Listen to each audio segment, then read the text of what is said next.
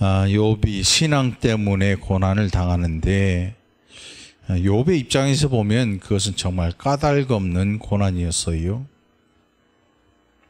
하나님은 그 고난의 이유도 원인도 알고 계셨지요. 결국 욥은 하나님의 기대를 저버리지 않고 1장 22절의 기록처럼 원망하지 아니하는 사람이 됐습니다. 가진 것들을 다 잃었습니다. 재산뿐이 아니라 자녀들까지도 잃었죠. 그래서 그가 그 고난 중에서도 내가 못해서 알몸으로 나왔으니까 알몸으로 돌아갈지라도 뭐 이상한 게 없다. 오히려 이제 주신 이도 여호와시고 거두신 이도 여호와시오니 여호와 이름이 찬송을 받으실지니이다. 이렇게 원망하지 않았어요. 자, 오늘 이 2장에 보면 사탄이 욥에 대해서 알고 있어요. 그러면서 하나님께 뭐라고 하냐면 2장 4절에 사탄이 여호와께 대답하여 이르되 가죽으로 가죽을 바꾸오니 사람이 그의 모든 소유물로 자기의 생명을 바꿀지라 이제 그의 뼈와 살을 치십시오. 그러면 틀림없이 하나님을 욕하게 될 겁니다. 라고 이야기를 하지요.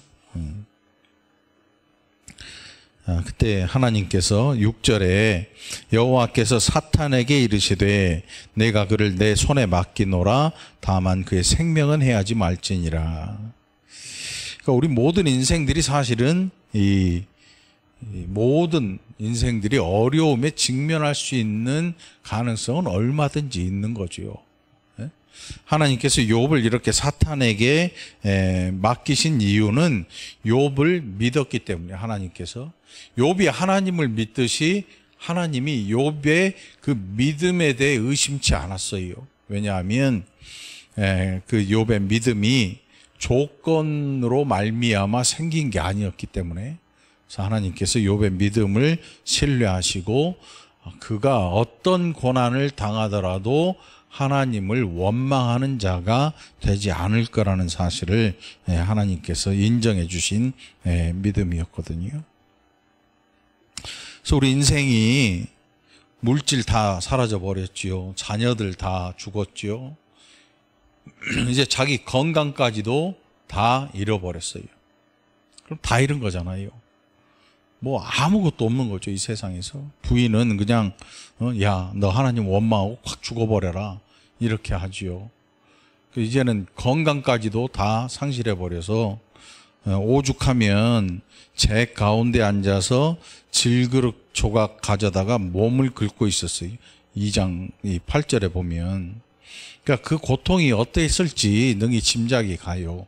아마도 이 극한의 피부병이었을 것이다 이렇게 얘기를 하는데 뭐 이유를 알 수 없는 가려움이나 뭐 이러기 때문에 아무튼 그 욥의 마음이나 몸이 극한의 괴로움에 처했던 것 같아요. 그래서 이 이스라엘 사람들이 괴로움을 당하면 재를 뒤집어 쓰는 거거든요.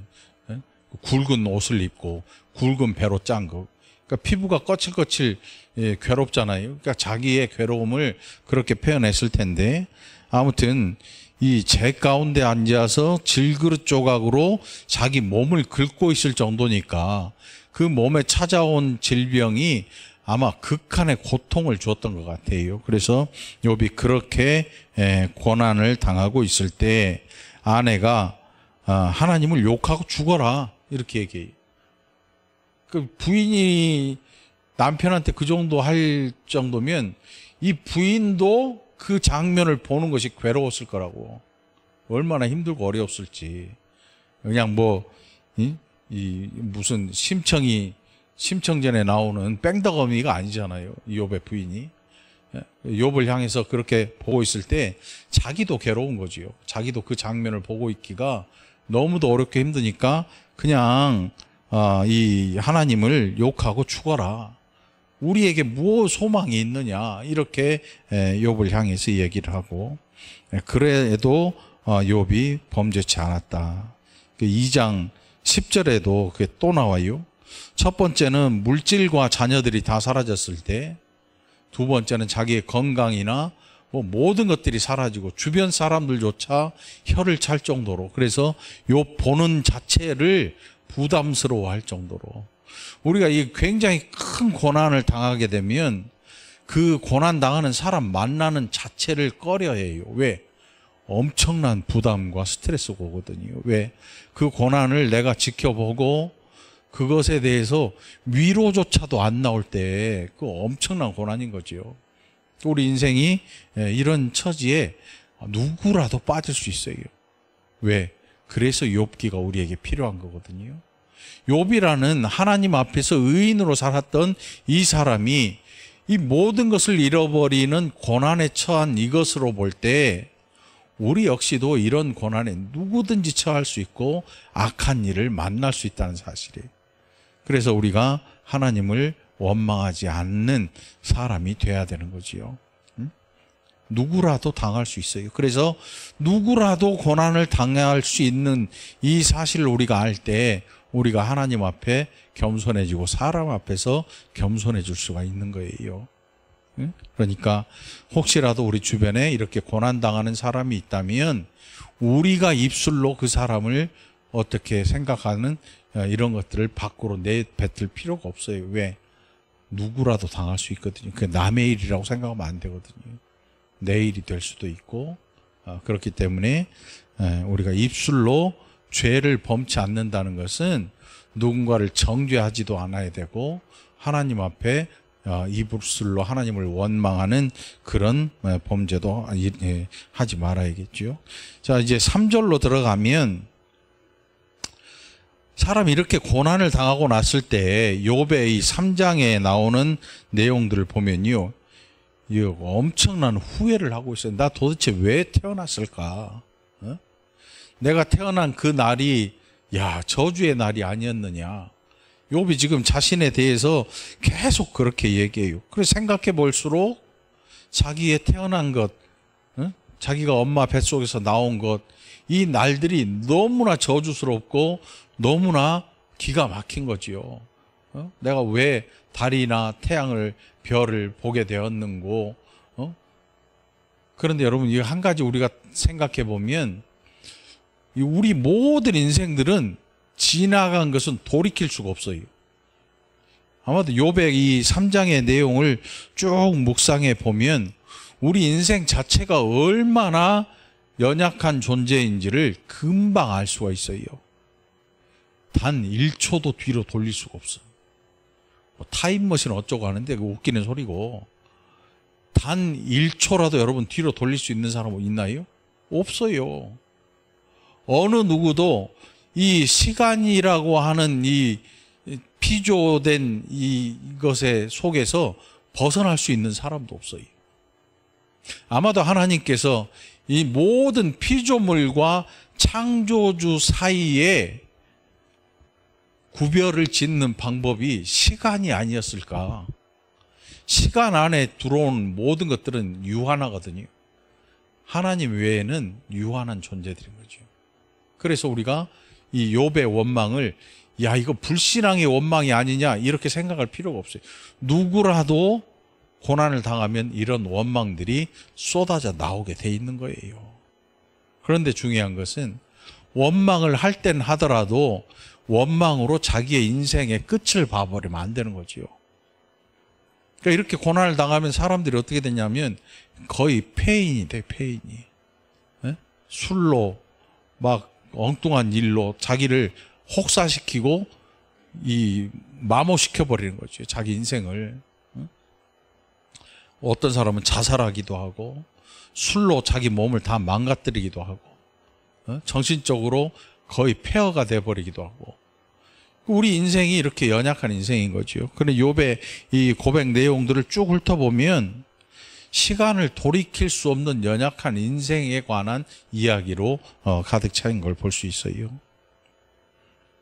그리고 세상의 조건, 그것들로 얻는 평안은 한계가 있는 거죠.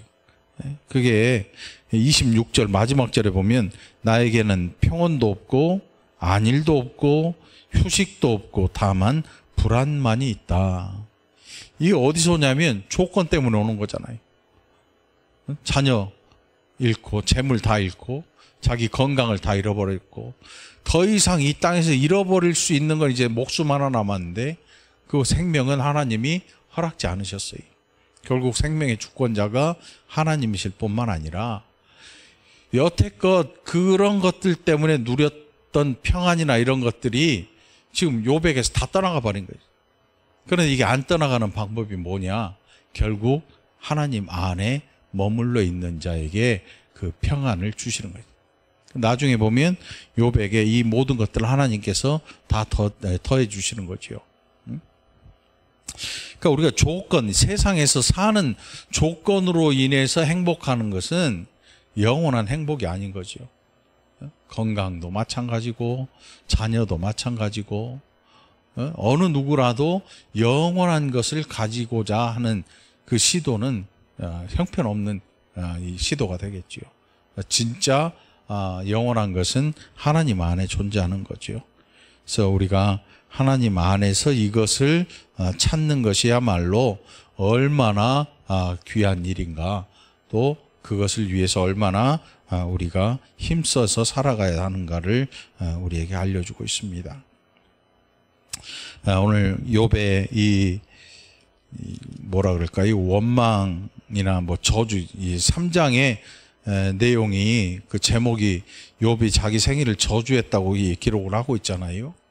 그러니까 자기 생일을 저주할 만큼 그런 극한의 고통과 괴로움이 인생에게 찾아왔을 때 저주는 누구라도 할 수 있고 원망도 누구라도 할 수 있어요. 화도 낼 수 있고 그럴 수 있지만 결국 우리의 삶의 방향을 다시 돌려야 되는데 도대체 어디로 돌릴 것인가? 가진 것 없을 때, 뭐 아무것도 가진 것 없을 때 어디로 우리의 삶의 방향을 돌려서 나아가야 할 것이냐? 욥은 분명히 말하기를 하나님께로 가라. 하나님께로 가라. 거기에 하나님의 은혜가 있고 거기에 우리 인생의 답이 있다는 거죠. 그게 욥기에서 기록하고 있는 우리를 이끌어내는 내용인 거지요. 하나님께서 욥의 생명을 허락하지 않으셔요. 2장 6절에 사탄에게 이르시되 내가 그를 내 손에 맡기노라. 다만 그의 생명은 해하지 말지니라. 생명의 주인이 하나님이시니까 사탄에게 그걸 강력하게 말씀하시는 거예요. 너 생명에는 손대지 마라. 나는 그의 생명을 너에게 허락하지 않는다.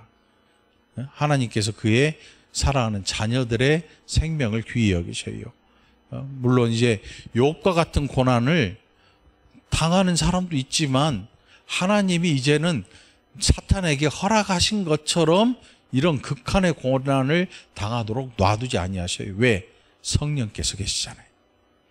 성령의 임재로 말미암아 우리의 고난조차도 이겨낼 수 있는 힘을, 능력을 우리에게 주시는 거죠. 여러분들 세상에 외롭거나 힘들다고 해서 혼자 있다고 생각하면 큰 오산이야.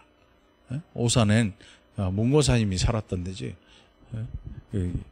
이게 우리가 혼자라고 생각하면 안 돼요. 외딴 섬에 떨어져 있을지라도 하나님이 그 백성을 홀로 두지 아니하셔요. 그러니 사람이 많다고 해서 외롭지 않은 게 아니잖아요. 사람이 많아도 어떤 사람은 외로워서 막 자살하고 자기의 생명을 해야 하잖아요. 수많은 무리의 군중 속에 섞여 있을지라도 외로운 게 지금 현대 사회예요. 아마 몇 년 전보다 더 극한의 외로움이 몰려올지도 몰라요. 그러니까 AID, 인공지능, 혼자 말하는 전화기 이런 게 점점 발전하고 있죠. 좀 있으면 로봇하고 대화하고 있을 거예요. 제가 성경 검색을 하면, 뭐 좀 찾아보려고 성경 검색을 하면 요즘은 제일 먼저 뜨는 게 뭐냐면 AI가 뭐 답해주는 뭐라고 뜨더라고. 기분이 묘 나쁘더라고. 왜 내가 물어봤는데 기계가 나한테 대답을 하냐. 그런데 이제 앞으로 세상을 살면 어쩔 수가 없어. 그것이 대세가 되기 때문에. 그래서 극한의 어려움과 외로움이 더 도전해 올 거야 아마. 왜? 인간이라고 하는 이 따스함과 또 이런 교제는 점점 사라질 거거든. 그게 남아있는 유일한 장소가 교회라는 교회. 이제 하나님 앞에서 하나님의 음성을 들을 수 있는 유일한 장소, 교회. 그리고 성령을 통해서 위로받을 수 있는 유일한 곳, 교회. 네, 그곳이 우리의 삶의 터전이 될 것입니다. 여러분들 욥의 오늘 이 3장의 말씀을 통해서 우리에게 다가오는 고난도 잘 이해할 수 있기를 바라고, 부끄러워하지 말고 오히려 이런 고난을 통해서 신앙의 기회가 되기를 간절히 축원합니다. 기도합시다. 하나님 아버지 감사합니다. 우리가 사는 내내 무엇 때문에 우리가 힘들어야 하는지, 무엇 때문에 어려움을 당해야 하는지, 때로는 이유도 알 수 없고 원인도 알 수 없는 일들이 우리 인생 가운데 얼마나 비일비재한지. 그러나 하나님, 이 연약한 인생들을 결코 홀로 두지 아니하시고 이제는 성령으로 함께 하심을 늘 기억하셔서 고난도 또 힘든 일도 억울한 일도 다 견뎌낼 줄 아는 믿음의 백성들 되게 하여 주옵소서. 그래서 결국 하나님께 영광을 돌리며 승리하는 복된 자들 되게 하여 주시옵소서. 감사드리옵고 예수님의 이름으로 간절히 기도합나이다. 아멘.